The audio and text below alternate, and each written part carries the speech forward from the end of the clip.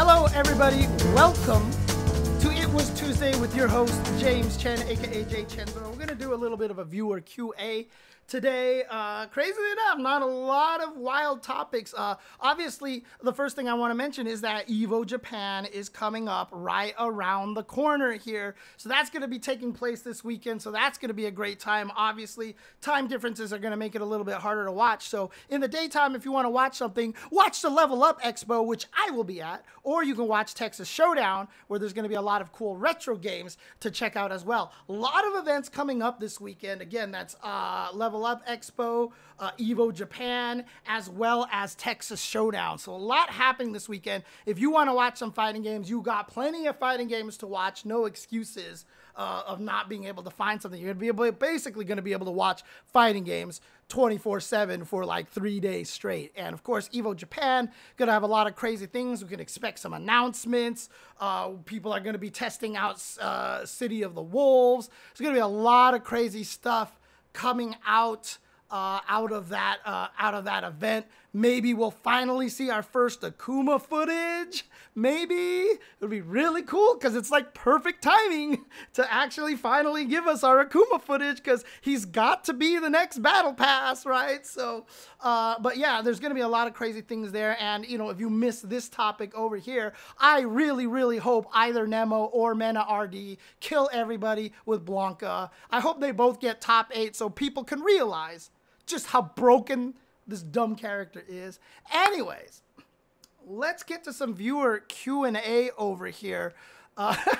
Necromancer. So we were talking about whether Blanca was yellow or green in the original Street Fighter 2. So Necromancy Black's first question to me was, how long have I been colorblind? But look. All right. What questions do you guys have for me? You guys have any questions here? Let me know if you have any questions. Again, this doesn't have to be fighting game related. This could be outside of fighting games. This could be just about anything. I won't guarantee that I'll answer every question, but let me know if you guys have any questions or what you would like me to know. If you would like to know what's going on, you know, in the world of fighting games. Okay. Let's see here. First question that I see over here is, why did I cut my hair? Why did I cut my hair? I wanted to cut it shorter to about neck length over here, but the haircut turned out really, really bad. And so in order to fix it, we had to cut it a little bit shorter again. I mean, the haircut wasn't bad. It just wasn't what I asked for. And I thought it might have worked if I went home and dried it and styled it a little, and it didn't. So I went back. I got it cut a little bit more, but as a result, I had to cut it a little bit shorter. I mean, my question for you guys is, do you actually like it better or worse at this point? Because, you know, I kind of wanted to go back to the long hair, but there's definitely a lot of benefits to the shorter hair. And I've been having people like Mike Ross tell me that they prefer me in the short hair for sure. For sure. So let's see. Let me get some other questions over here.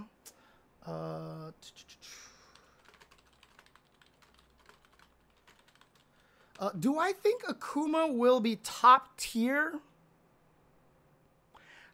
It's too hard to say in this game. And so far, the DLC characters have been strong but safer, right? None of the DLC characters have come into Street Fighter 6 in a fashion in which that they have been extremely strong.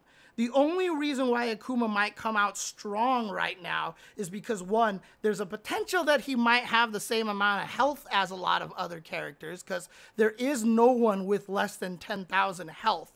And the other reason is because maybe for lore reasons, they might want to push him a little bit stronger, and he's popular and he will sell DLC. So I think that there might be a reason for Capcom to maybe lean a little bit towards the stronger side, but at the same time, they've been really careful about making sure the characters aren't just like busted. So I really don't think Akuma's gonna come out of the gate top tier. He might be strong.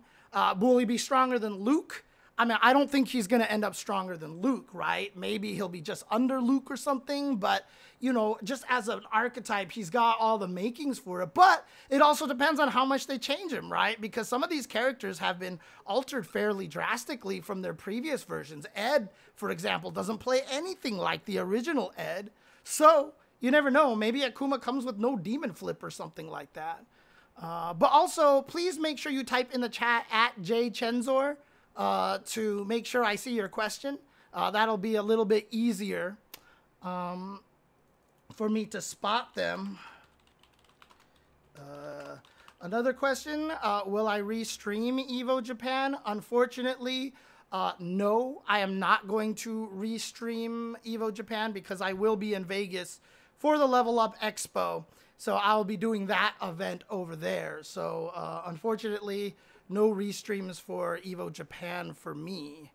Whoa, I don't even know what that is. Hang on a second. Let me do something over here. Can I do something? Let's see. Oh, they don't let me do that. That's crazy. Okay.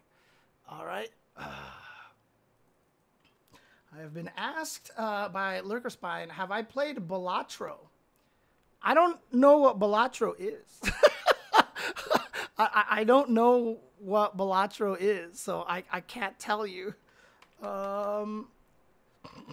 People are saying Balatro is so much fun. Okay. All right. I'll keep an eye out for that and try to find out what it is. I was asked by Chabroni, do I think Justin Wong is the greatest fighting game player of all time? No, I do not, actually.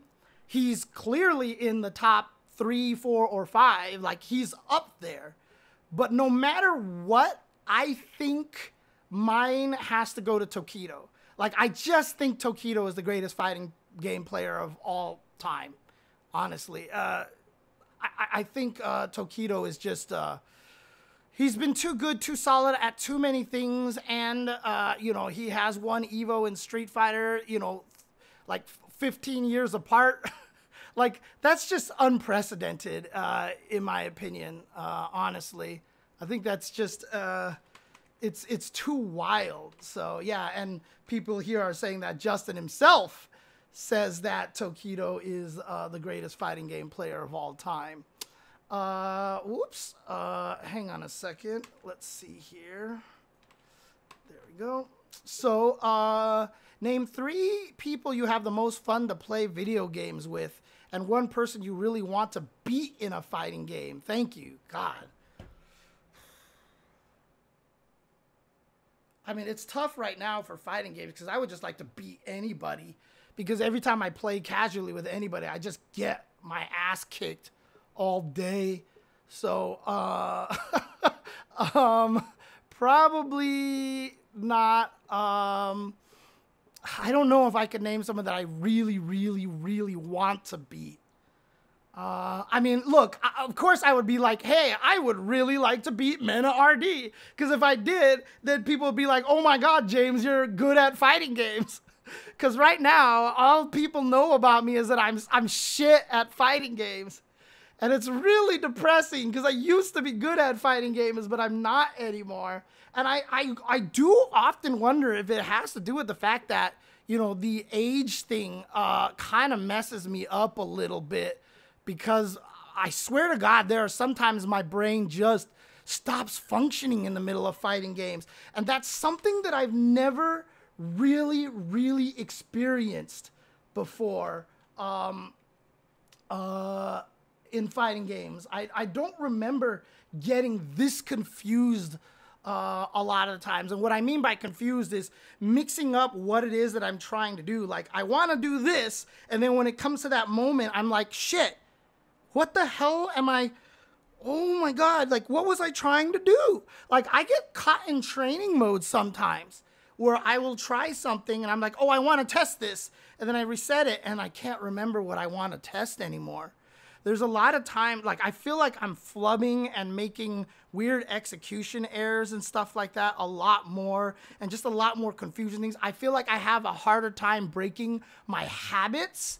Like, I was fighting against Mono one time, and I kept going for a throw in the same situation, and every time he teched it, I was like, no, next time, shimmy. And I would get into that situation, and I would try to throw again. And I'm like, damn it. Like, why can't I get my brain and my hands to fight away from this pattern? Like, I really feel like this is the area that age has been hurting me the most.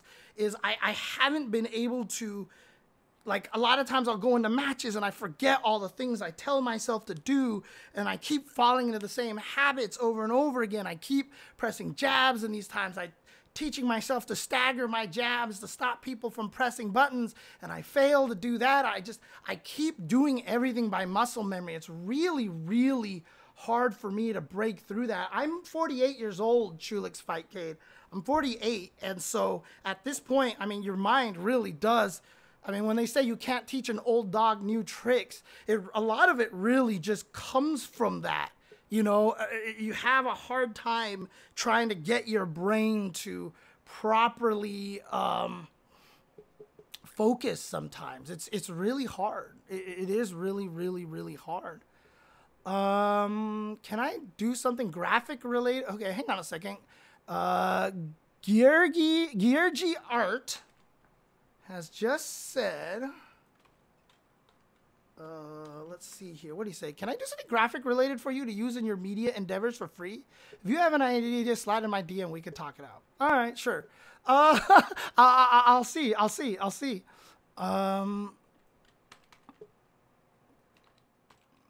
So, Kuma Radio asked, do you think offline arcade fighting game tournaments like Marvel 2 should make the transition to emulators? Only if the emulator is accurate, and so far, we have not really found a good one that really emulates it to that degree.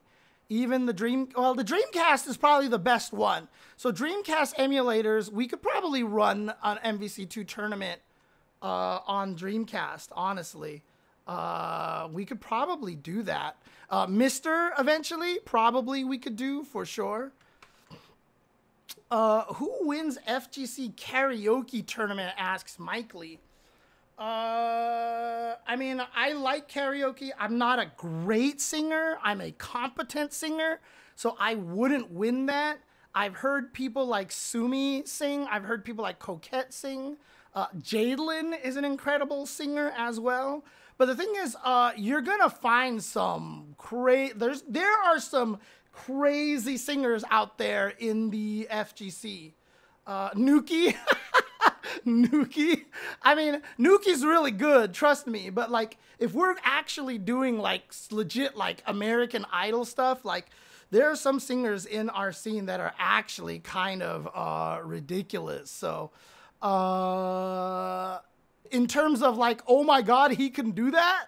You know, then, you know, Nuki would have a possibility. I would have a possibility for doing, you know, Eminem.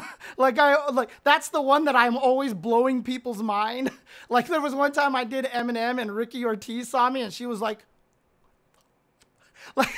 she was like, what the hell? Oh man. Mollylander asks, and sorry guys, obviously it's going to take me a while to catch up to all the questions. Do you think Season 2 changes will drop with Akuma? Please drop with Akuma so I know if I gotta drop Kimberly or not. Please come with balance changes, like the big balance changes, so I know whether or not I need to drop freaking Kimberly, okay? Because I can't do this anymore. I can't do this anymore. I'm suffering. Like literally every night I end up super depressed because I try to play Kimberly and I just get destroyed. And it's just so depressing right now. Oh, it's so hard. I mean, I told myself I wasn't going to let this happen to me in Street Fighter 6. But I'm just so mad that she ended up so bad. I want to see if I can make her work, but I have to drop her. I have to drop her, honestly, because she's making me absolutely miserable. And frankly, I'm just not good enough to win with a character that has that many deficiencies. It's just really what it comes down to. I'm not good enough to win with a lower tier character. I need somebody better than that. So the problem is my next characters that I like to play are Aki and Zangief, who aren't that much better. So maybe Cammy, but Cammy's weird. Like Cammy, I don't know. Like I might have to give her seriously a shot just to see if I can make her work. But when I've been playing Cammy in ranked, I mean, I got her to master, but when I play Cammy in ranked, I don't feel like I don't feel powerful with her. I don't feel that strong with Cammy. It's weird. I can't figure it out. So let's see here. Let's do this one here. Do I enjoy the SFEX games? Are they good? I've heard number 2 is really good. Like I know there's actually a strong SFEX2 scene out there, and it looks fun. And I want to watch high-level versions of it, but we really just don't get a chance to see it that often. I really, really want to... I really want to see a high-level SFEX2 tournament played at EVO. I've always said, you know how Rick is doing the retro game? That's an idea that I've had for the longest of time. I used to pitch it to Wizard all the time. I was like, let's do retro game tournaments. Like, let's just randomly put EX2 there. Like, you're not going to get a lot of entrants. It's going to run really fast. And it should be fun for that scene to be able to celebrate that. I still argue that we should do that. I think that would be super, super, super cool. I think that would be a lot of fun. Let's see here. Yeah, at the highest levels, it might be kind of boring because it's just a Volcano Rosso, just like throwing things at you all the time. It's kind of annoying. So, explain Tetris with 7 words only?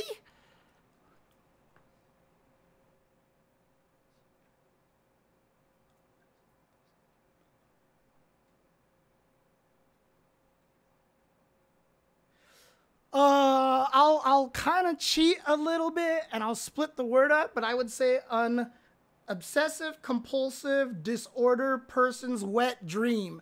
That's my 7-word description of Tetris right there.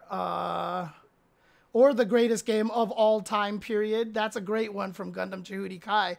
But I would actually say an obsessive compulsive disorder person's wet dream. Do I know who's going to the expo? I don't. I haven't looked at the bracket yet. Let's see. Do I still play and enjoy SF Duel? Is it a good game? I still play it. I can't say I enjoy it. It definitely is a interesting way to, you know, wind down at night and pass the time and stuff like that. And I'm just kind of playing it for the, you know, for the, you know, the I've put a lot of time and I'm just playing it and maintaining it kind of thing. So I don't necessarily know if I actually enjoy it. Sad Geef, you know, back to the Tokido Daigo thing is, Tokido, didn't Daigo do all that? No. Tokido's the only one that's won 2 Evos that far apart.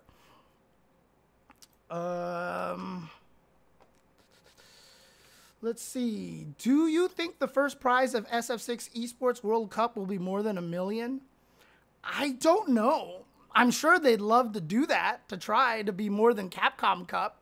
But, you know, I'm sure they also have to get Capcom license and approval. And I don't know. I don't know if... look, I'm just speaking as a business. I don't know anything deeper than this, okay? But, you know, if I was Capcom, I would like to be able to be still the highest prize winner, giver of all the tournaments. So, I don't know. We'll see. We'll see. Most fun is not Ultra. Yeah, on that question of who is the most fun to play, I'm absolutely miserable fighting Ultra David. I am absolutely miserable fighting Ultra David. He is one of the least fun people that I've ever fought in fighting games, honestly. He always plays characters that destroy my character, and he spends the whole entire time going, that fight's not that bad. I'm like, ugh. I've not played any of the Final Fantasy VII remakes. Let's see. Do you think that V skills, not V triggers, should come back as a mechanic? No. They're just special moves. They're just special moves, so whatever. I don't think it really matters. You can't remember what you want to train and have all these issues because you have cats. They are secretly sucking your soul when you're asleep. I mean, maybe.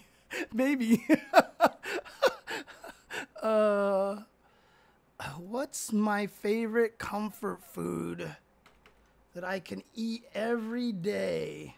What's up, here to have fun? How you doing? Sorry, I'm behind on chat over here. My favorite comfort food that I could eat every day is spaghetti. Also, some of the things that my mom cooks that aren't like dishes, you know. Well, I mean, I could eat her lion heads probably every day. Beef soup noodles, anytime. She makes this pork and carrot stew that I could probably eat every single day. But spaghetti is probably my favorite food of all time. I love pasta. I just really do. Let's see. Whoops. Katsujin asks, I'm going to my first Evo this year. What should I do or go to? Because the panels and Artist Alley, besides panels and Artist Alley, to make the most out of my first time. There's so much to do at Evo. There's so much to do over there these days. They've done a great job of really giving you a lot of stuff to do.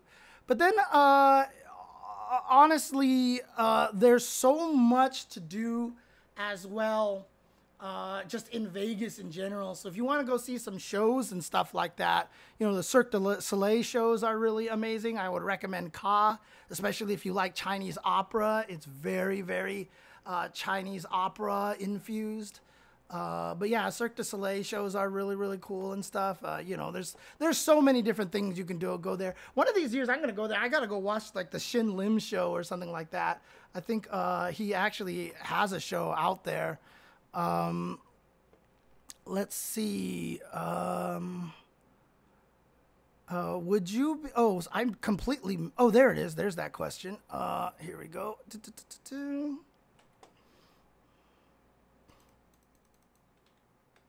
Would you be okay with the next MVC fighting game in the future if it wasn't made by Capcom?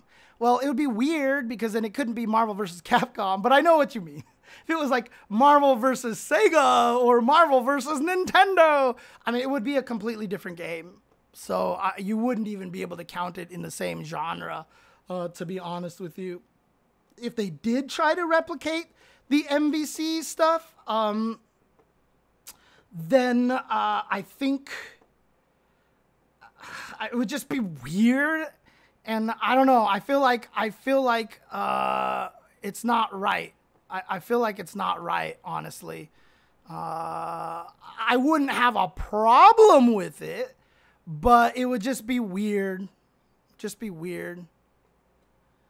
Well, John the Automaton asks, and anybody, you know, who's listened to me talk forever should know the answer to this question already. It says, do you have any favorite non-fighting games? Well, are you talking, I mean, do you talk about anything, or are you talking about like, you know, like one player epic kind of story games? Or, I mean, my answer is Tetris. Tetris is my favorite video game of all time. My number 2 and 3, which flip-flop back and forth, are Final Fantasy VI and Silent Hill 2. So those are my 3 favorite video games of all time. Somewhere up there is F-Zero GX as well. So those games right there are probably some of my favorite games of all time. Daimon asks who's my main in Street Fighter 6. It's Kimberly.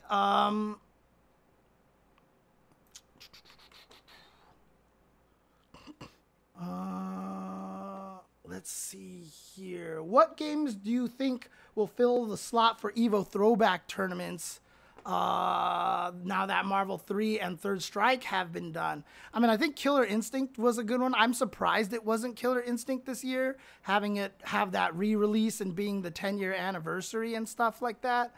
I really, really think that Killer Instinct would be a good one.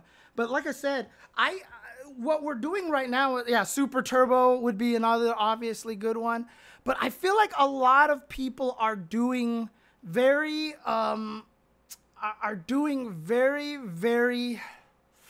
what do you want to call it? Popular old games. I want to see obscure old games. Yeah, see, like CVS2 is a popular one, but I want to see Evo. I mean, maybe not even necessarily obscure, but like, I mean, even Virtua Fighter 2 would be really sick to see a tournament for. Tekken Tag 1. But then, you know, at this point, like, I would like to see something like a Breaker's Revenge, a Sailor Moon. You know, I would love to see something like X-Men versus Street Fighter, a Children of the Atom, you know, kind of thing. No, that's the answer. Vampire Savior. That's the answer. Vampire Savior needs to be one of them. That's it. That's the end of the. That's it. That's it. Oh boy, this is a tough question to ask here. Dude, Virtual On would be sick, actually. It's not gonna be Requel. Requel's not even the best character, dude. He's not even close to being the best character. Have I been watching X-Men 97? All I will say is yes. That is the end of the conversation. Please, no one say any more than that. All I will say is that the show is absolutely fantastic. Absolutely fantastic. It's been amazing. So probably one of the best examples of what animation can be in a Western market. You know, like in Japan, anime isn't a genre. Anime is just a medium, right? They have all sorts of anime. They have dramas and actions and kids and whatever. Animation in America is largely targeted towards kids. But X-Men 97 is one of the first examples of like, this is not, like, this is just the medium we chose to use, but this is actually just legit a great TV show, basically. Should more games have pre-round movement, asks Kuma Radio. I think it just depends on the game. I think if it adds to it, sure. If not, it's whatever. You know, it's a small thing. I mean, some games like Tekken, I mean, you're right there anyway. Like it's weird because like Guilty Gear and Tekken are like some of the first games where it's like round one, fight, you can hit each other. Like it wasn't that easy to do in a lot of older games. Like, you know, obviously you could throw a projectile in Street Fighter 2, but round one fight, you know, if you only use normals, you actually couldn't hit each other right at the start. So, I mean, maybe it'd be interesting to bring that back a little bit more often. So, let's see here.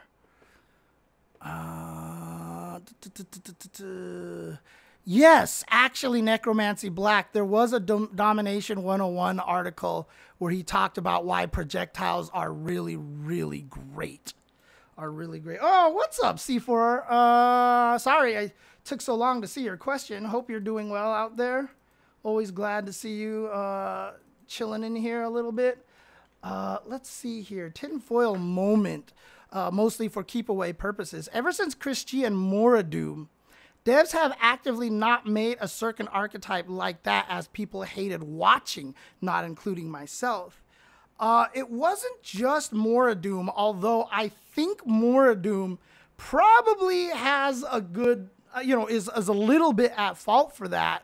But I feel like it really, really started to come to a head during Injustice 1 when, was it Deadshot? I think it was. Deadshot just like killed everybody just by zoning people. Because when Injustice first came out, Deadshot was kind of messed up. But I think maybe that character was one of the first ones to really kind of bring it to head. And then, NRS games were really good at zoning, and people really, really hated that. Yeah, Calamity Trigger New was another one, The problem with it is that, yeah, these characters were annoying, but the systems weren't strong enough yet to actually fight them properly.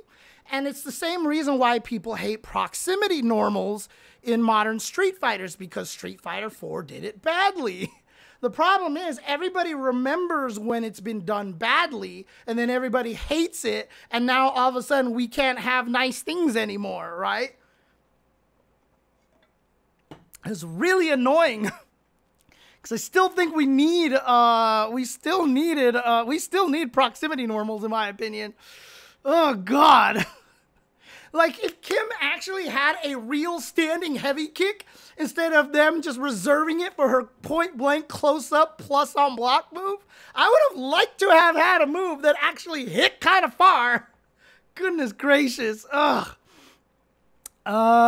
Man. About Street Fighter Duel, did I get either of the Ninja Turtles? They give them to you for free, so I have both of them. Yeah, I have both of them right now in Street Fighter Duel, so. Let's see here. Top 3 mechanically best designed fighting games of all time, asks Shay. That's an interesting question. I really do feel like, I've always talked about how much I like Under Night's mechanics. So I would probably... Oh, wait, you're saying best characters, not fighting games. 3 mechanically best designed fighting game characters of all time. Jesus, you're throwing me with I need to sit here and think, because there's like 9,000 characters out there. Okay, look, I will say this. I will give you one answer because you deserve an answer, and I don't want to go all like, I don't know. I'll have to think about it. I'll get back to you. Probably my favorite mechanically designed fighting game character. I don't think that they are the best designed fighting game character because I don't think they were actually very good. But one of my favorite characters that I have ever played in a fighting game, and I really, really, really enjoyed, was Spiral from X-Men Children of the Atom. The things that you could do with her was so fun, and she was literally an open book.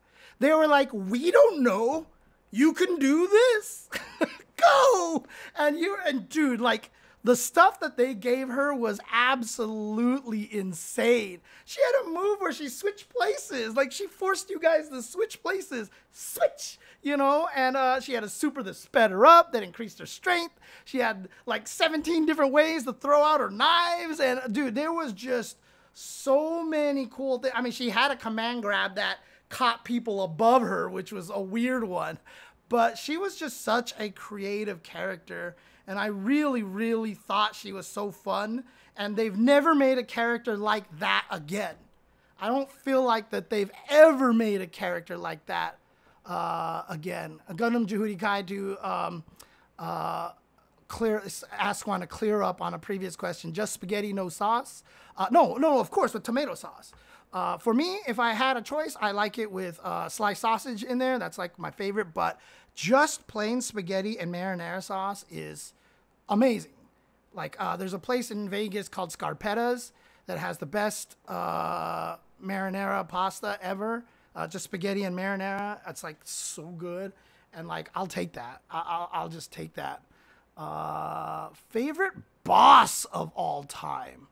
Favorite boss character of all time.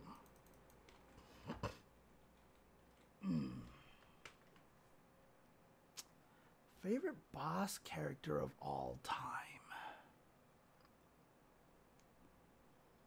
I mean, honestly, he's really cheap, but I did think Magneto in Coda was really cool because clearly he's just busted beyond all reason, and you know, it just felt right. Gosh, I mean, that's the first one that comes to my mind, honestly, because I mean, it was Magneto. And Magneto is supposed to be powerful, and he felt powerful. Like the stuff they just made him do, and the fact that he just fought you the whole time, basically just being like, whatever, die, you know, was actually kind of neat. So maybe him. Maybe, I mean, are you talking fighting games, or are you talking just like any game, Forrest? Because I see some people mentioning non-fighting games. Oh, yeah. Fighting games. Okay. Then, yeah, probably Magneto. Chobo Ruin asks. Oops. Do I get stopped for a lot of photo ops from fans at fighting game tournaments? Yeah. Not fighting game tournaments, obviously, no. But at fighting game tournaments, yeah, absolutely. And, you know, it's one of those things that, you know, I try to make sure I actually make time to have people stop me for photos. Not because, you know, it's an ego thing, but it's because I want the FGC to be welcoming. I want to give people good impressions, and, you know, I like to talk to people about their experiences and, you know, hope that they're having a good time. And maybe if they're not, then maybe I can help them find a good time or something. You know, I like meeting people. I like, you know, hearing people having good time and stuff like that. So I really, really want to do my best to make sure people enjoy it as much as possible. So yeah, I do get stopped for photos and signing things and stuff like that. But like I said, I don't mind it. So if you ever do see me, I've had a lot of people tell me before that they'll see me at an event, but they feel like they're too scared to come talk to me or something. Please come up and talk to me. Why do you think command grabs started off as full circle motion? Because if they were anything shorter, they would have been super broken. Zangief's SPD grabs really far in the original Street Fighter 2. So the idea was to make it so that you were forced to do a difficult and much longer motion to be able to walk up and do an SPD. So that was their means of balancing it. Because honestly, I mean, you see what kind of havoc modern Zangief unleashes upon the rookie ranks and stuff in Street Fighter 6. Having the ability to just walk up SPD is terrifying. And also keep in mind that in the original Street Fighter 2, SPDs were 1 frame. Right? That's it. Like, if he did it and you were there, you got grabbed. There's just literally nothing you can do. So it was super fast and it was powerful, and there was really no way to get away from it. So that's basically really kind of it. So if you actually made it a shorter motion, I mean, that's the thing. If you fight a Zangief in older games, you try to pay attention to the anti-air a little bit more, because that's, you know, if you block a jump attack, like, that's just scary, and now you might die. Whereas if he tried to walk up an SPD, you would put less mental stack on that, because you had a few extra frames to react to him walking forward into throw range to try to be able to hit him with a button before he pulled off the SPD. It was a part of the balancing strategy. That's an interesting question from Forrest here. I did say you can ask any question that you want. Do you miss malls, and do you still go to malls sometimes?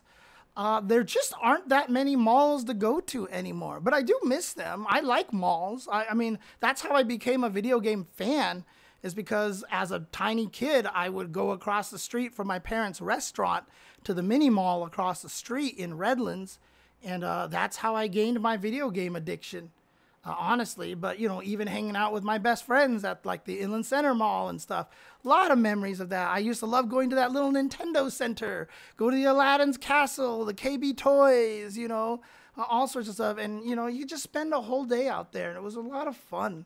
It was a great hangout place, honestly. So I did enjoy it. I do miss malls. They're definitely still around there, but you just don't see them that much anymore, right? You just don't see a lot out there. Walden Books, yeah, I used to go to Walden Books. Okay, so we expect it to change, asks Sad Geef. But if SF6 continues with this long rate of balance patches, do you think SF6 sales and use? Do you think SF6 sales and will be affected, basically, and play will be affected? I kind of do, actually. I kind of do. I don't think 1 year patches is the right choice. I really don't think 1 year patches is the right choice, because in this day and age, people want patches more often. They don't want them all the time, but they definitely want them more often. And I understand, you know, the mentality is that you want to make it as fair as possible for the person trying to win the $1 million, because what if you put in all your time for half a year into this character and then they get nerfed and then suddenly you feel like you can't win with them anymore? That really kind of sucks, but that's also nature of the game. And, you know, the thing is, what people have to understand, so the one part of culture, and I've said this in a previous stream before, the one part of culture in the fighting game community that we need to start accepting is, oops, sorry, rollback. If we nerf a character by changing X and it turns out they're too weak, revert it. Kill X and put them back to how they were. Do that. For some reason, I feel like people are scared to do that. Like, we don't want to admit we were wrong. No, because if you revert it, now it's back to what we knew before.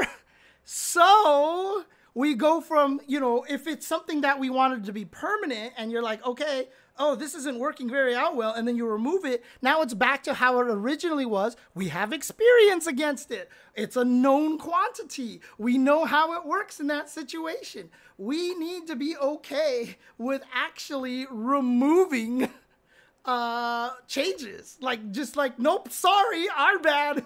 Haha, whoops. Yeah, that wasn't a great idea. Here it is, you know, like instead of like nerfing something and then trying to buff something else to make, or doing like these weird dances, like literally we should just we need to build the culture of my bad and move on and just change it. That's what we need to do. But yeah, I do feel like we need more patches, because in this day and age, one, it keeps people interested. Two, let's face it, you know, it calms down people who whine a lot. For those of you listening to this on the radio, I am pointing at myself. It calms down people who whine a lot. Because right now, this Kimberly thing is really, really destroying me. So, yeah. Oh, man.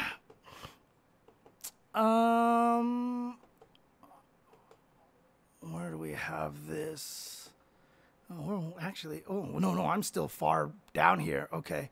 Who remembers Rising Thunder and how much people hated Chell? Who was Chell? I don't even remember which one Chell was. Oh, man. So, asked by the Jarek D. Mosley, what's your favorite fair fighting game and what's my favorite bullshit fighting game? So the bullshit part of the question is easiest to answer. I'm going to say Vampire Savior. That game is completely bullshit. Everybody in that game is super broken. So Vampire Savior is my favorite bullshit fighting game. My favorite fair fighting game, however, is probably Vampire Savior because everybody is bullshit. Oh man, I don't. Maybe. Look, if everybody is broken, if everybody's super, then nobody is. No, that game is actually super unbalanced because some of these characters just have problems. But then you guys like Mighty Mar, who used to win tournaments with, you know, Anacharis, who's like clearly the worst character in the game. If I had to name my favorite fair fighting game, like actually kind of fair, Hyper Fighting might be the closest one to being a fair fighting game, but that's just the thing. What is a fair fighting? What would you guys actually categorize as a fair fighting game? Footsies? Dive kick? Not even dive kick, probably. Footsies? Like, what else is fair? I can't name you a fair fighting game. Fighting games that are fair are not fun to play. Honestly. Oh, and again, I still don't like controllable proximity normals, Mike Lee, even in Vism, just because you could tell clearly those moves were broken. Sakura, Ryu, Akuma. So the reason why Street Fighter V ended up largely the way it was is because they had to make moves have close-up properties and far properties so they could be useful. And so you ended up early on with situations with like Balrog standing heavy kicks and Cammy standing medium punch because they had to function as both. With proximity normals, then you're restricted to the far range buttons. You can actually play some footsies, and then close-up you have the move. So like I said, there's no reason why Street Fighter II devs put in proximity normals on purpose to complicate things. When they were making that game, they probably gave people these far range moves, and when you got up close, they were super slow, and they're like, these buttons become useless when we come up close. Why do we want to keep it this way? Let's make sure that you can have useful buttons even when you're next to somebody. Otherwise, once you get next to someone, it becomes a jab fest. What do we see in like 5 and 6, right? It's a lot of jabbing. There's a lot of strongs going on. You almost never see that many heavy buttons in close range. But, you know, we lose utility that way. We lose a lot of the different variety that we can get. And then in neutral, like if I'm Kimberly, like I said, I've got standing medium kick as a poke and nothing else. I've got nothing else. And then a lot of the other characters too, like your Cammy. Okay, you've got your normal pokes, and then you've got one standing roundhouse. That's your only other poke. Like, most characters have that one long range button, as opposed to having a bunch of them that can do a lot of different things. You know, proximity normals creates a larger variety, a larger utility, and you can also go back to hitbox fighter again, because now it's more about using the right move to beat the other person's right move, correct move. Crouching medium kick is really strong right now. Why not give people good buttons that can beat that? You know, moves that intentionally have zero range, but have really good priority in neutral that can hit really close, like a Cammy low strong, for example, in Super Turbo, or, you know, in these games, you can actually give someone a move that just kind of like, you know, sticks a leg out like this and has no hurt under there. So it's designed to beat, you know, low kicks and stuff like that. But you lose the ability to have variety by not having the proximity normals. I think it's so important to have that factor in a super footsie heavy game. In other games where you have chain combos, it doesn't really matter as much, and, you know, different kind of systems. But in Street Fighter, I still think it's really, really important. And I'm still sad that, you know, to this day, Street Fighter IV has ruined everybody's perception of proximity normals. Okay. Oh, God. It's one of these questions. Okay. So do we finally get a wizard question? It's been a long time since we got a wizard question. You find a delicious bowl of ramen and eat it. but it turns out it belonged to an evil wizard. As punishment, he banishes you to live inside a video game world of your choosing for a year. Which fictional game would you live out your banishment in? Which fictional world would I live my banishment in? Oh, man.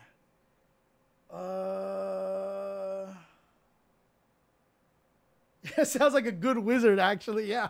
I'm trying to think because I know that there's something. I know that there's like some places that like would actually be cool to live. Like if you had like the ability to live in that world. Like there's definitely some, sandbox games. Like, like living in Spider-Man 2, right? Because then you're just living in New York, right? If you just live in any of the Spider-Man games, you're just living in New York. And I think that that would be really cool. One of the first games that came into my head was Super Mario Sunshine, because you're just chilling in Delfino Plaza, and that seems great. That seems amazing. I think I'm down with that. I mean, look, I could live in Silent Hill. I have no demons, okay? Nothing, the Pyramid Head would not be coming after me. I would be like Laura in Silent Hill 2, who just runs around and draws pictures with chalk on windows and sidewalks and stuff like that. If you have nothing wrong, then Silent Hill is fine. Honestly.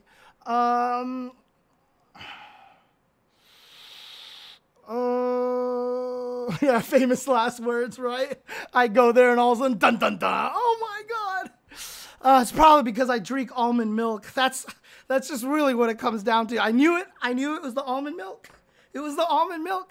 Let me think here. Yeah, I mean, Delfino Plaza would be kind of nice, honestly. Yeah, I mean, I guess Animal Crossing, because housing is free. That would be kind of nice. Oh, man. More busted than Shin Bison and SF Alpha. Shin Bison wasn't even that busted in Alpha, honestly. Magneto was messed up.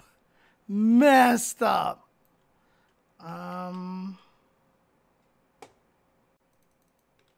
Right, so, I mean, people are saying, like, No Man's Sky world and stuff like that. My assumption is that I have the same talents that I do now. I don't know how to fly a spaceship. I don't know how to, build it. No, I probably wouldn't live very long in No Man's Sky. I have to live in a world where I can actually survive and function, honestly. If you could pick one small player-based fighter to suddenly be Street Fighter 6 levels of popular, what would I pick? I mean, see, that's the thing is, like, in today's age, I would probably just say, like, Under Night in Birth, because I really, really think that game deserves more credit than it does. I mean, obviously there's old games, but, I just, there's the whole concept of these old games, which the companies wouldn't support. So I could be like Vampire Savior, but then like, that'd just be weird, because like then everybody has to like try to find new copies of Vampire Savior, et cetera, et cetera. I mean, if it was like magically all of a sudden it was also put back into the, budget and, financial plans of that company instantaneously, but then we're getting into all sorts of weird parts here. It'd probably be Under Night in Birth. That's probably my main one, honestly. It's probably my main one. Woo Killer Chef, before I answer that question, what do you mean by what kind of restaurant? What context was that again? I missed that context. I missed that context. James, did you ever play Psychic Force? Asks Donjitsu. Did you ever play Psychic Force 2012? And if you did, what did you think of it? I never played it.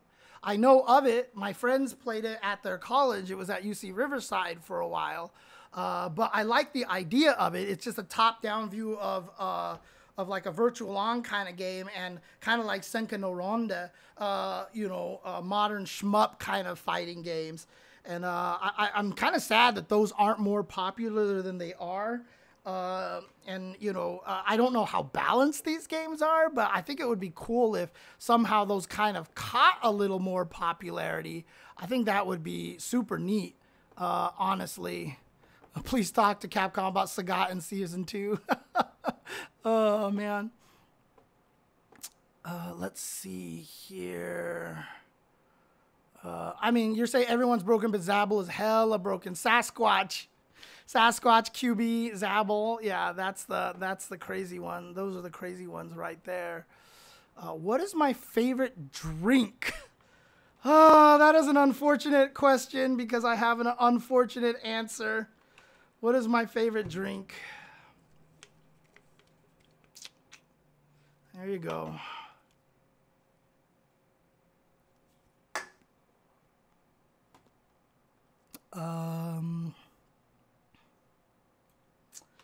Another interesting question here. Who are your favorite streamers to watch on Twitch? I don't watch Twitch that much, to be honest with you. I'm one of those weird people that don't partake in the things that I do. I stream, I put things on YouTube. I basically don't watch YouTube. I basically don't watch streams.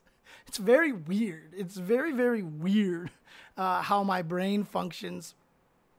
But I don't really watch that many streams on Twitch, unfortunately. I watch tournaments on YouTube. Probably New Rockstars is the one that I watch the most, but that's just because I'm obsessed with Marvel stuff right now. Really, I don't watch that much Twitch, which is weird because I'm like, come watch me on Twitch, support me on Twitch, and then nobody watches Twitch, and I'm like, okay. But yeah, I don't watch a lot of people on Twitch, unfortunately, sadly. Pepsi. Everybody's getting mad at me because I know a lot of you guys probably like Coke. I just think Coke is too filmy. Like Coke just is like sandier to me from the can. I will say that Fountain Coke is probably the best cola in existence, and then canned Pepsi. For me, it's Fountain Coke and canned Pepsi are number 1 and 2. Yeah, U.S. Coke is weird because it's corn syrup. It's corn syrup. Honestly, you prefer original Pepsi over Pepsi Max and other flavored Pepsis? Yeah, I just like Pepsi. Just really like Pepsi. So, let's see. Do you have a night? So Harv asks, and this is a question that I've answered a lot here, but I know a lot of people are always interested in this. Do I have a 9-to-5 or part-time job over there in California besides your tournament commentating? No, unfortunately. I'm trying to live off of this, and it's not going particularly well. But it's my own fault for trying to do this. I probably should get a 9-to-5. I'm trying to make this life work. It's very, very difficult. I am a landlord. Yeah, I rent out to my friend. I guess that kind of counts, but I mean, let's put it this way. The rent is not all that much. So, because he is a friend, I don't charge all that much. So I'm not making a ton of money off of the rent, but it definitely helps. The Twitch is a supplement. I keep telling myself I need to stream more and create more content, but the past few weeks I've gotten a hair up my ass I've been in super clean mode. I've been trying to clean stuff and reorganize a bunch of things because my home is just falling apart, and I'm like, I really need to take care of this.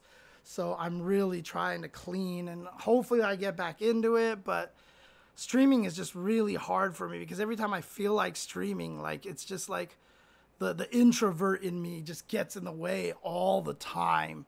So it's kind of a frustration kind of thing. But again, no 9-to-5. After I got laid off from my programming job, I was like, let's just see if I can just make this work. Because I feel like if I take another job at this point in time, it either has to be a job in the esports industry or I'm going to quit commentary. Because my commentary got in the way of my last job, and I feel like is largely one of the reasons why I got let go, because I was always tired, and I was always paying attention to FGC stuff at work. You know, I was always got stuck on Twitter and stupid things like that. So, you know, I don't think I can do both, honestly. So I probably, if I went to a regular job again, that would probably be the end of the FGC stuff for me, unfortunately. John the Automaton, I introduced my non-gamer friends to Street Fighter 6 last week, and literally their first question was, how do I do the flashy stuff? So yeah, people like flashy cheap moves, yep.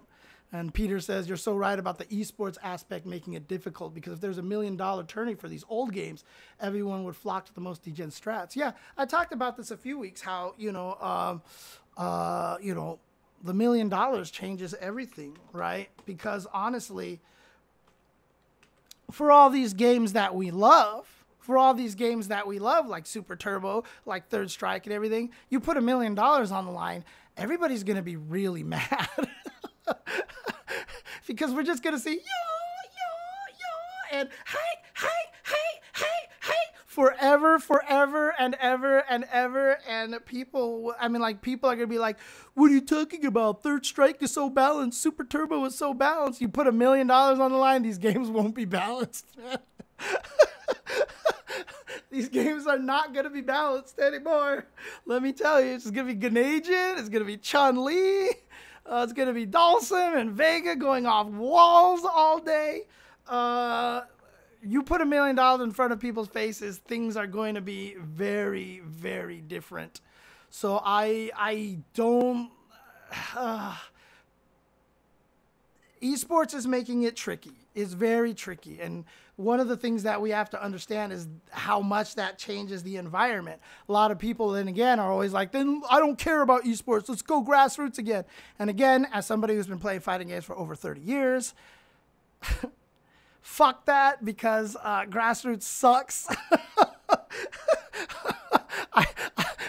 I don't want to go esports. Like, I don't want to sterilize ourselves. But as somebody who's been doing the grassroots for 30 plus years, it's just like, it's just at this point in time, like, it's so frustrating. It's so frustrating. You guys don't know how tough it was back in the day when we were super grassroots. You couldn't find copies of games. No one cared about what you did. Like, you couldn't have someone like Mena RD change the fate of all of his friends and his country, you know, stuff like that, you know. It's tough. Like, there's something to be said about doing something for passion all the time. But it gets old. And like I said a few weeks ago in my stream about, you know, why old people quit is because we knew we had to quit. We had to quit. We just knew that was inevitably in the cards, that we just had to give up video games. And that sucks. Like, it's cool that some of these people can keep playing fighting games right now. Find a job in the fighting game field and keep playing fighting games. That's neat. That's awesome. I support that. I actually support that, you know? Again, we need the grassroots to be able to grow, and having a cycle of grassroots to growing into bigger is a cycle that we need to keep perpetuating. I will always go for open brackets and grassroots events, support your locals, etc., etc. But, you know, it's mentally draining doing a lot of this stuff. And seeing someone like Mena RD, seeing people like, you know, a Tokido, seeing people like a Knuckle-Do just have so much talent and so much skill and put so much work into all this stuff for nothing. As like I said, back in the day, I thought I was, as a good commentator early on in Street Fighter 4, I had to fight levels of depression, feeling like I was leading people to their doom. Like, fighting games are great, come play. And then 10 years from now, when you've dedicated all your time to this and have nothing to put on your resume, have fun getting a real job. You know, like, there was an aspect of me that I felt like I was driving people to their doom. And so it's tough. It's really hard sometimes to keep doing this stuff when there was no light at the end of the tunnel. So it's not like I hate being grassroots, like, it's not that. It's just that I want to see all my friends who are super talented, who are super good, who are really skilled, to be able to do cool things and to be able to do what they love for fun. That's just really what it comes down to. I want to see these people who I think are some of the most gifted people in the world to be able to do stuff and succeed. And they don't have to be filthy rich, but to live a life that they enjoy and have a good time. Like, yeah, like, that'd be great. And that's kind of what I want to do, right? That's kind of what I want to do.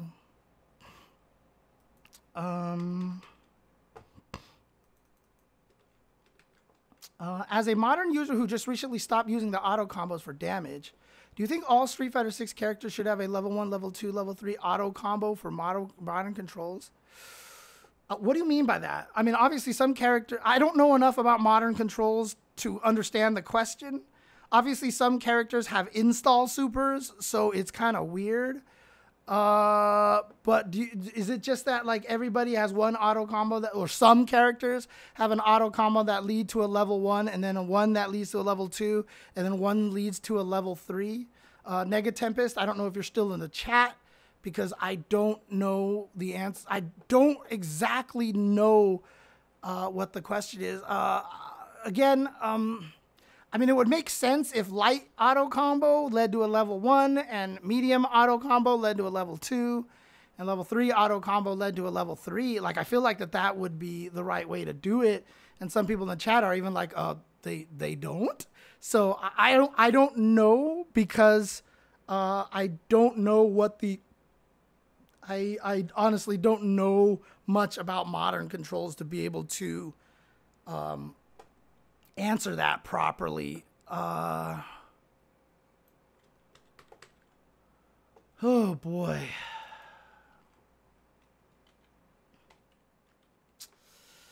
Boy, Chabroni, you're asking these tough questions here. What's your biggest regret in life? I don't know. I don't know. There's so many things that I have regretted in life because of the kind of person that I am. I'm a person who constantly looks back and thinks back to all the terrible things that I do, even when I actually think about, like, my past girlfriends and stuff like that. I always think about all the things that I did to fuck it up, as opposed to thinking about the good memories that we had and stuff. You know, I'm just that kind of person in general. It's a tricky one, though, because, like, I think to myself, okay, there was this one girl one time, you know, maybe if I had done something differently, we'd be married, and et cetera, et cetera. But then would I be in Street Fighter 6? Would I be in Street Fighter 6? You know? So, I don't know. Like, people have asked, like, I've often said that if I went and did my life over again, would I change anything of how I did it? And I don't know if I would, because I've been able to travel the world. I've been able to meet people. I'm in Street Fighter 6. Even if not a lot of people use that feature, it doesn't matter. I'm in Street Fighter 6. Like, come on. Like, come on. Like, that's just crazy. I'm immortalized in the game. No matter what, Street Fighter 6 will always have me, my face, in the game, which is actually be really, really cool, which makes me really appreciate that. I mean, so I have a lot of regrets, But would I change a lot of the things that I've done in the past? I don't know. Honestly, I mean, one of my biggest regrets might be that I didn't take the time to get good at MVC2. I don't know, honestly. I don't know if I would change anything. I have regrets, obviously, but would I change anything? Scylla says it's better to do something you like and not compromise the job you do enjoy. Yeah. Oh, interesting question here. Let's see. Nutacon asks, what country that hasn't been represented in Street Fighter yet would you like to see an original character for? I mean, I'd have to look through because I might name someone that does have proper representation. I would like to see a West or like North African country. Like, it'd be cool if we got a fighting game character from Senegal. Do we have a Filipino character? Do we have a Filipino character? I don't think we do. Filipino would be really cool to have in the Street Fighter world. What else? What else would it be? Yeah, Josie obviously is Tekken 7. Yeah, that area of Europe would be good too. Like Swedish, Norwegian, Scandinavian.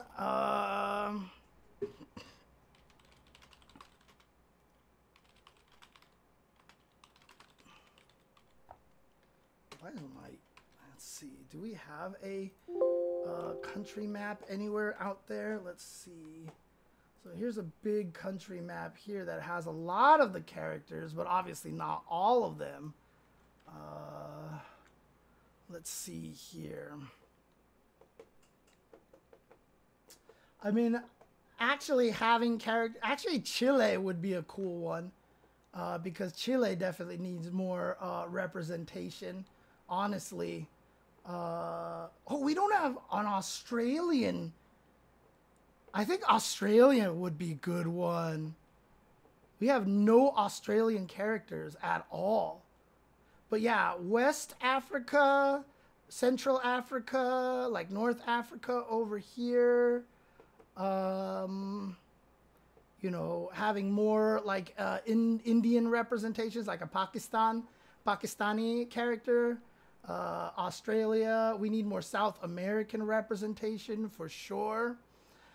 But yeah, if we had like a southern South America, like if we had a Peru or Chile. Oh, that's right, Azucena is from Peru, so you know she might be yeah, I like that. You know, Harada is trying to do that, right? Because he added a Polish character. He was the one that convinced Street Fighter V to put Rashid in the game when he made Shaheen. He has the Philippines, and now he has Azucena. He had the TIE fighter and Fakumran. You know, he's trying his best to represent a lot more of the regions. So I feel like Street Fighter could do that a lot more. Honestly, I would like to see some more representation, but honestly, Africa is probably one of the biggest ones here. Africa is going to be one of the biggest ones that we need more representation from, because I would like to see representation from these countries without characters being horribly stereotyped as well. I would just like to have a fighter who's a good fighter, who's African, who's black, and actually just has a good fighting style or is just really good fighter. Like, that's it, right? You know, you don't have to like do any sort of crazy things to them, you know, just have it so that that's their country of origin, you know, and I think that would be really, really nice, honestly. When are we going to see angry James Chen again? Are you talking about Unchenzord Ignacio? I'm not sure. That's my secret. I'm always angry. That's actually kind of true. I am always kind of angry. This is the reason why I haven't been streaming myself playing Street Fighter recently, because I get really, really depressed and angry when I play Street Fighter right now, because I'm doing so badly. Ugh.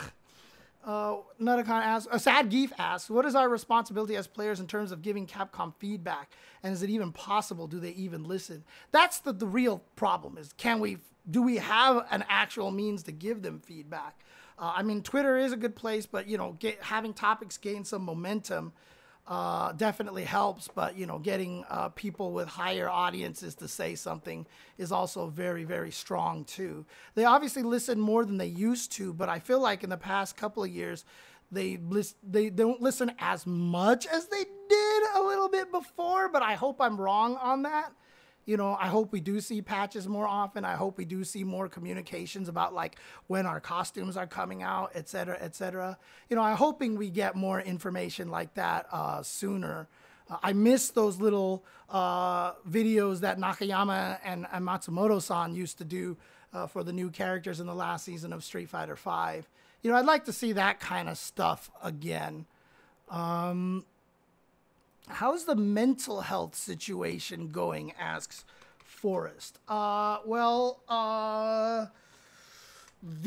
cleaning craze probably has a lot to do with the ADHD meds that I've been taking, because now I just see things and I'm like, I need to clean.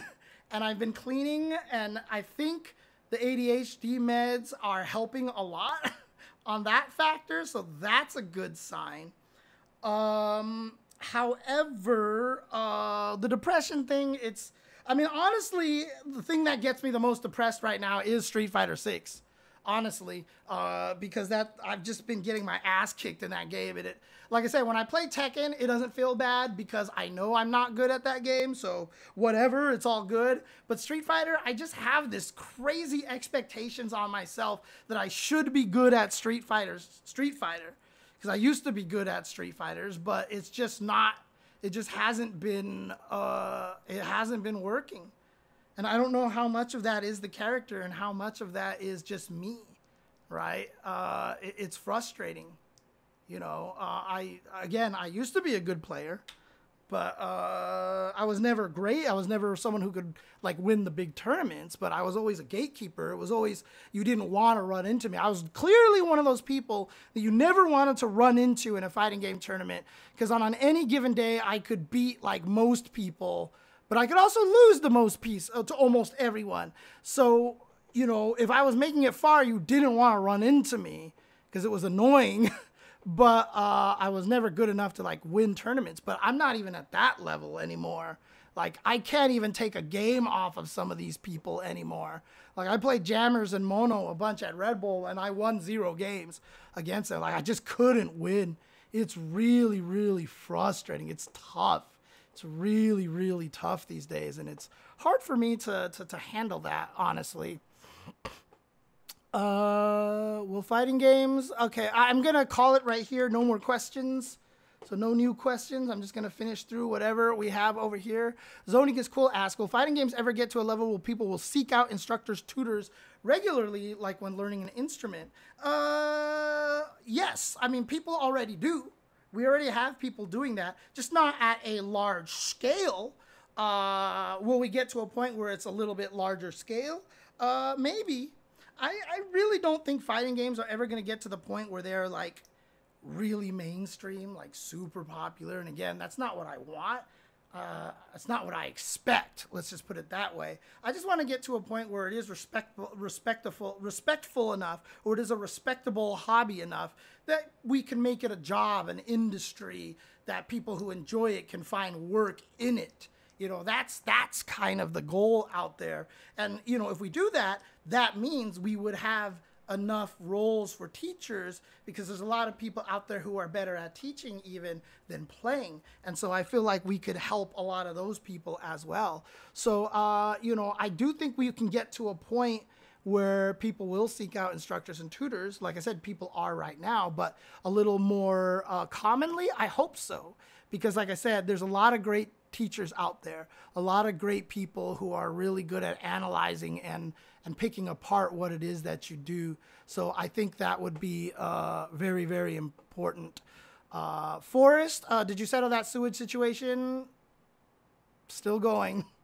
still going, still out over 5 digits of money right now with for almost a year and a half now.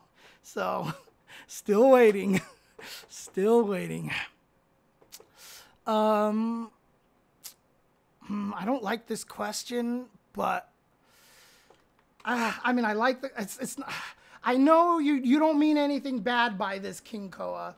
I know you don't think anything bad by this. It's a really kind of a weirdly put question here, but I do want to answer this because I think it's kind of important. You know, you asked, does being transgender make you better at Guilty Gear? And the answer is obviously no. Like that doesn't affect the way you play.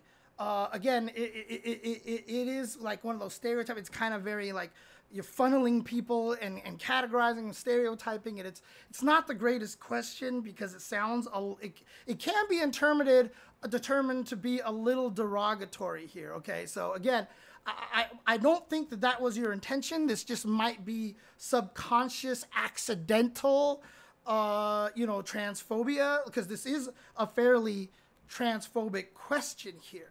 But what I do want to answer, though, is that the reason I think that a lot of trans people play Guilty Gear is because Guilty Gear, represents them. They have representation in the game. I don't think it's a troll question, only because this person's been in my chat for a very, very long time, and they've never been this way before. They've never been this way before, So it might just be something that they just, genuinely thought was a legit question or something like that. So, has it been a running meme for the past year on Twitter? I haven't seen any of that, Mike Lee. So if that's the case, I didn't know. I didn't know that was actually a meme. But again, to clarify, the game gives them a lot of representation. And that's very, very important. And I don't think people realize how important that is. And I think that's one of the reasons why, a lot of trans players do flock to it. And you know what? People used to talk about this a long time ago, even back in, like 2005, 2006, 2007 and stuff. But, the game has always been very, very strong representation for people out there. And that's where a lot of the appeal comes from. Again, I can't explain it because I don't know what that's like. But obviously, like when I was a kid, a movie like Indiana Jones and the Temple of Doom meant a lot to me. I loved that movie when I was a kid. And, it might not be the best Indiana Jones movie. And I know some people actually genuinely don't really like that because of, certain aspects and stuff like that. But Short Round, dude, like we had an Asian kid. We had a Chinese kid who spoke Chinese in the movie at some points, who essentially saved the entire day. Because honestly, after Indiana Jones got hypnotized, that was the end. Short Round literally saved the entire day. Like, he was the hero. And to have someone like him represent meant so much to my family. Meant so much to me and my brother. We watched Temple of Doom all the time, and it was just great seeing this Chinese kid do these cool things and have the heroics. And he was never played as like a loser or weak or anything like that. And like I said, he saved the day. He was strong. And it's really, really cool. And so to me, that was really, really important, honestly. That was something that stood out to me. And representation matters, man. It just does. People have to realize how important representation is. And a lot of people don't realize that. A lot of people still are under the impression that, it doesn't really matter, who cares? Like, why are you throwing in all of these, diverse characters into your story? Who cares? I mean, it matters. It really does. Honestly. It's like how Captain Picard repped bald men. Yeah, before Picard being bald was a... Yeah, I mean, there is a little bit of that, honestly. Let's see here. Would you see like to see another massive Abigail type character again in Street Fighter 6? And would I like Abigail back? I mean, to be honest with you, I mean, that's Marisa. Marisa's larger than most of the characters in the game. She's kind of the new Abigail. She has a lot of Abigail's moves. And she is the similar brawler, like destroy your health like crazy kind of characters. So I feel like we already kind of have that character in the game, honestly. I feel like we already have that character in the game. So I don't think we need Abigail, honestly. Yeah, the story supposedly, Sad Geef, is that Harada talked to Ono and was like, you should put a Middle Eastern character in your game. And supposedly that's where Rashid came from. That's the story. I don't know if that's true. I don't know if it's been published anywhere like that, but that's what I definitely heard, honestly.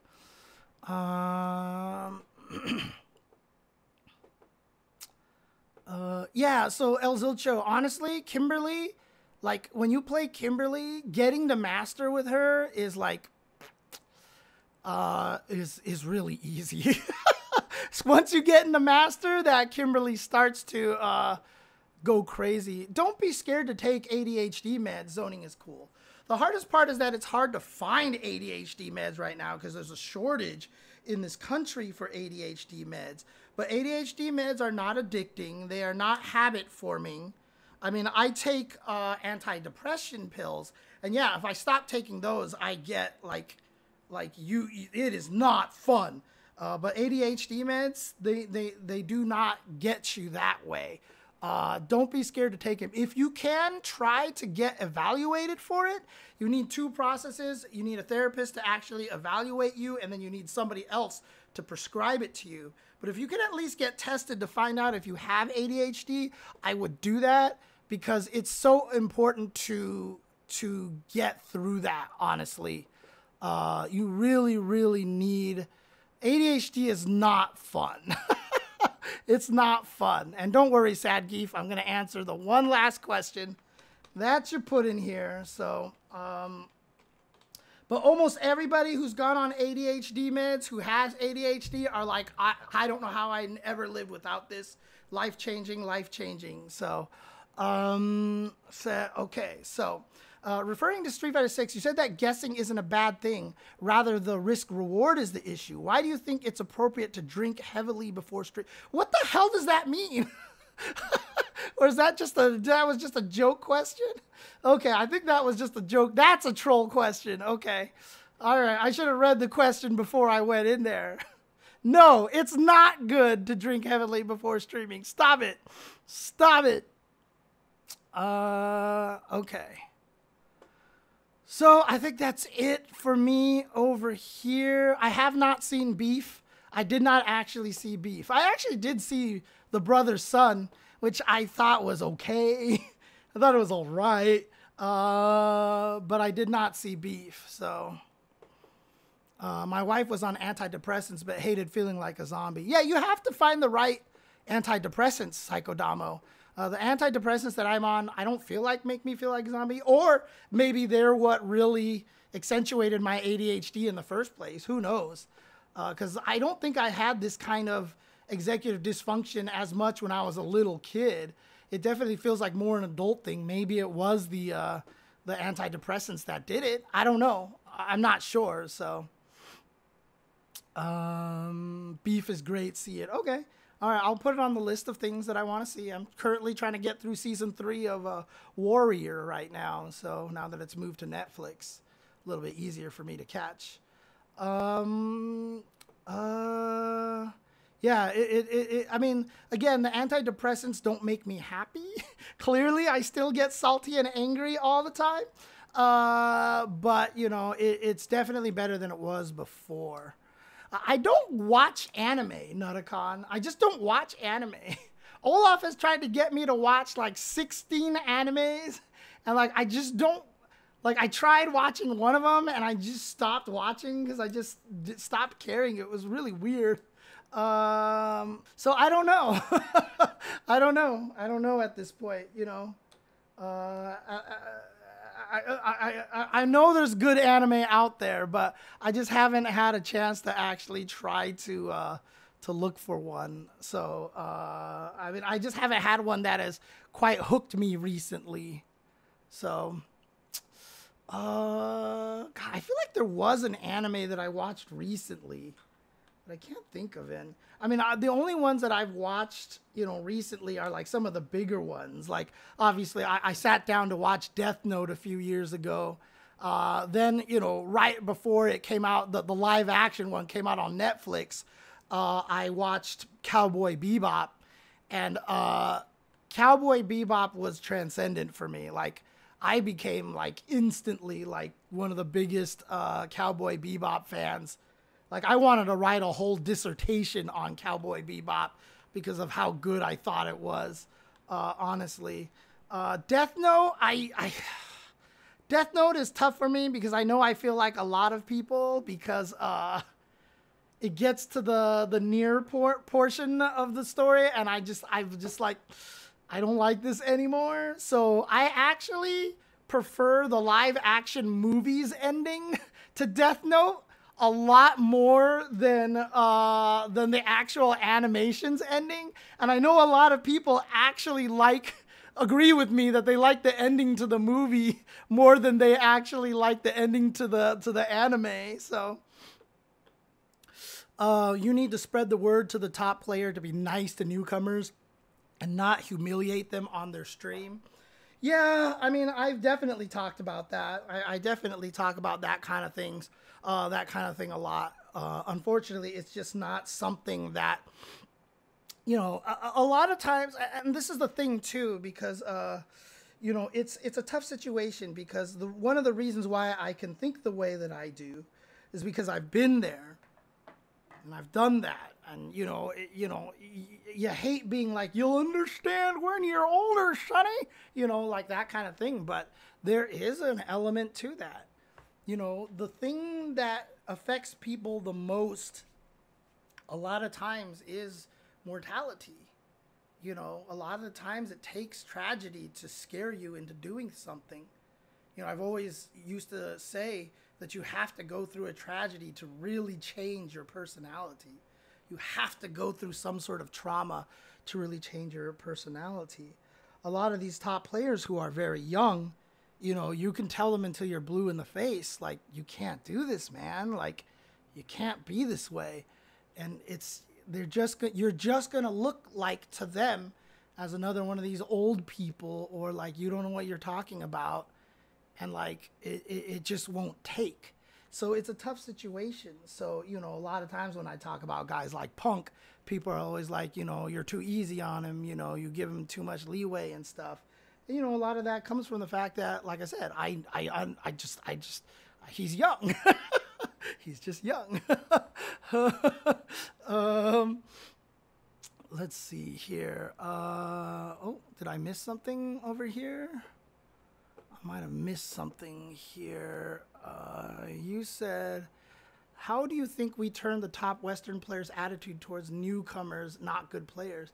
They seem to humiliate them on stream constantly. I have to see what you guys mean. Like, what is the way that they humiliate them? What is the ways to not humiliate? How are they humiliating them? Nutacon says, I remember James saying your 30s are way better than your 20s. I just turned 39 on Sunday. What do I need to know about my 40s? Lol. What you need to learn about your 40s is get good health insurance. That's what you need to learn about your 40s. 30s are better than your 20s. 40s, things start to get a little rough. Things start to get a little rough. Yeah, and Stanley Cup says be active more. That's part of it. That's part of it. Oh, man. Rather than telling them what they are doing wrong, they call them names. That's weird. That's really weird, Fighter in the Street. That's really, really, really interesting. Rank shaming. That's unfortunate. That's unfortunate. I mean, the tough things about it is it's also one of those things you have to look at from a give and take point of view, right? Like, I mean, some of these poor streamers, I mean, dude, like, you can't even get people into the stream without, like, I mean, Kenny Omega, of all people, just put out a tweet recently that he said something on stream and people took it one way and then everybody got mad at him and he had to tweet out, like, the context in this clip is gone. You know, other popular streamers are just like, God, I just have to deal with people talking shit to me all the time. Like, people are just constantly coming in here calling you washed up or shitting on you and hating on you, etc., etc. Like, the streamers don't have it great. And unfortunately, a lot of times what that results in is lashing out to the straw that breaks the camel's back, right? So sometimes someone who doesn't deserve it comes in and says something and they're just like, you know what, shut the fuck up, you suck, right? Basically, you know, yeah, they should just ban them. But, you know, when you're on stream, you're just like, haha, I have control, last word, blah, blah, you suck, ban, you know, kind of thing like that. It's kind of, it's a tough situation for a lot of streamers. That being said, you know, I'm trying my best not to do that. I get people coming in here talking shit to me a lot, but I've also curated my streams so that it doesn't happen that much. Also, I haven't been streaming a lot, honestly. But should they be lashing out at people? No, not at all. Not at all. They shouldn't be lashing out to people. But again, you know, emotions, humanity, that's just the way it is. You reach a breaking point. You know, sometimes you just reach a breaking point, and it is unfortunate. And, you know, that's why I have my Tekken Rage video, et cetera, because you just reach a breaking point because you play Tekken on stream and everybody's like, just do this, just do this. It's so easy. Think of it as a 3D game. You need to sidestep more. Just whiff punish this. Just crouch that. It's so easy. You know that's punishable, right? You know that kick is punishable, right? And the guy has attacked me with like 90 kicks. Thanks. Like, that doesn't help. You know, like, you just sit there and you read all this and you play and you lose and you lose it, man. You lose it. Yeah, the lag was there too. It was lag as well. But yeah, like, it's tough sometimes. It is tough. So, I'm right now in a crossroad because I'm struggling to pass Platinum 2 with Marisa. It's hard. It's hard. The tough thing about Street Fighter 6 is that there is a lot of Street Fighter 5 to it. So one of the things that you're going to want to learn, and this is a little piece of advice, this is a little piece of free advice for everybody learning 5 and 6. If you ever get a knockdown on your opponent and you don't know immediately what to do,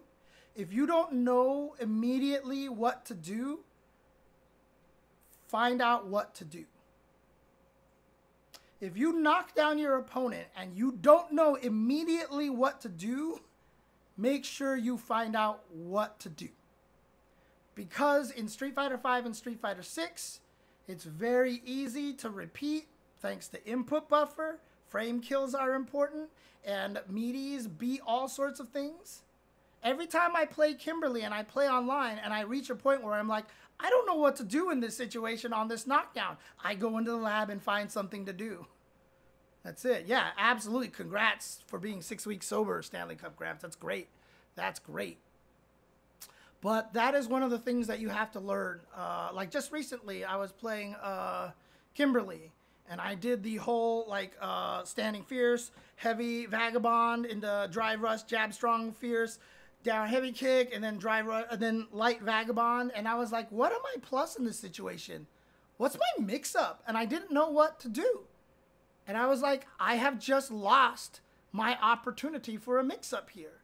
I've lost my ability to win. And so the one thing about Marisa, one of the main reasons why that I bring this up with Marisa, because every time she knocks you down, God damn it, her drive rush puts her right back into position to pressure you again. So if you don't know what your drive rush mix-ups are, and they're going to be different on the different knockdowns, but if you don't know what your drive rush pressure mix-up is going to be, you're not playing Marisa right. Like, you should already, like, when you get a knockdown, your reward is the mix-up. Your reward is you should already have something ready to go to blow someone up. One of the most painful ones for me is Kimberly's forward throw, because drive rush and the crouching medium kick is a great meaty option there, but it loses to wake up DPs. And there basically is no alternative except for drive rush, drive impact, which isn't necessarily the greatest option. If I drive rush forward, I cannot avoid a wake up DP. And so I don't have an alternate, and it's really annoying. The two alternates I do have are drive parry and stand there and hope they react to that, or just dash forward and be -1 and hope that they think that that's a drive rush, or they wake up with their ODDP anyway. So that's just basically what it comes down to. So I really hope, Street Fighter 6 can implement pausing a reply and continuing a situation in training mode, so it's easy to get those odd situations understood. Yeah, like Tekken 7, Tekken 8, I mean, yeah, it's such a great feature. It's such a great feature. Hopefully they add it sometime in the future. But still, I don't do this, but you should watch our replays. And if you watch our replays, just take notes on things that you should lab, basically. Juancito says, back in the Street Fighter 4 days, I tuned in religiously to the show, and it's so crazy and awesome to randomly click on Twitch and see that it's still going after all these years. I don't follow the new games anymore, but hey, much love and respect to you, sir. Yeah, as you can tell, Ultra David is gone. He couldn't do the show anymore due to conflict of interest, and so it's just me now. It's just me, so... Let's see. I don't know why reason that I input Chun-Li up kick, which is down, down. I got a straight up at the end, and it turns into a spinning bird kick. I am so annoyed by that. Are you playing on a joystick, Louis B? But little rice intake, like 1 plate of rice each day. Anyways, yeah, you are on a joystick. It's the spring. It's the spring. I miss my drive rush cancels all the time because I tap forward really hard and it springs the back. And if you do forward, back, forward, it erases your ability to drive cancel.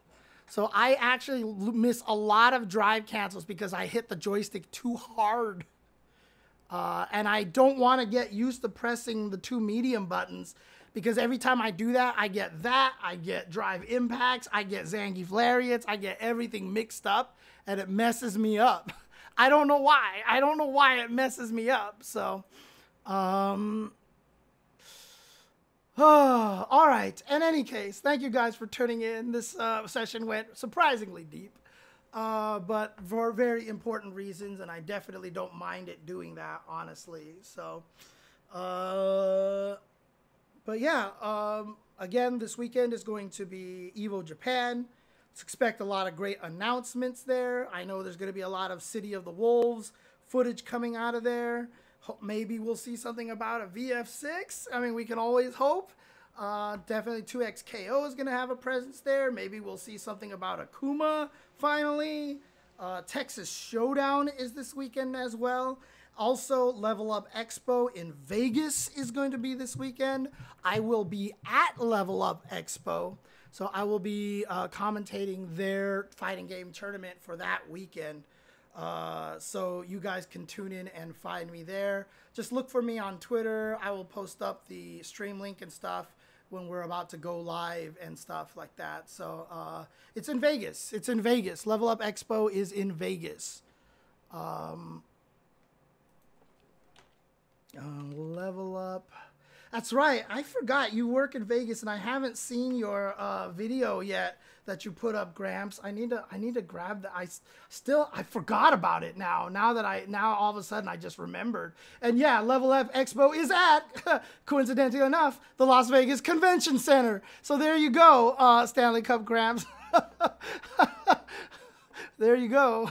It's at the convention center. So. You can probably just find a way to head on over there and hang out. So, all right. Okay. Thank you guys for tuning in. Thank you, Sad Geef, who says amazing stream today. Always great, but today was elite. Jasmine and Nathan.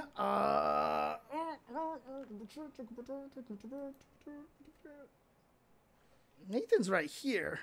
He's in my box. He's in my box. There you go. Hi, Nathan. Hi, Nathan. How you doing? Ow, wow, you tripped on something, Nathan. Here, come here. Because cats love boxes.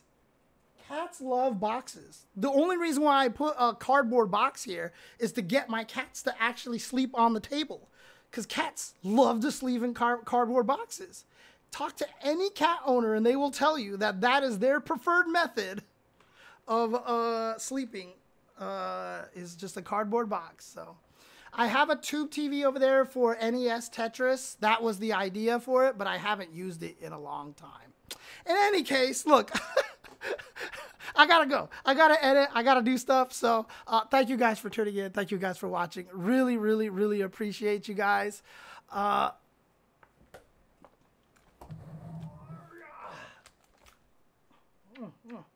Hope you guys enjoyed it. And for those of you on YouTube and here on Twitch, the day that this podcast graced your ears was the most important day of your lives. But for me, it was Tuesday.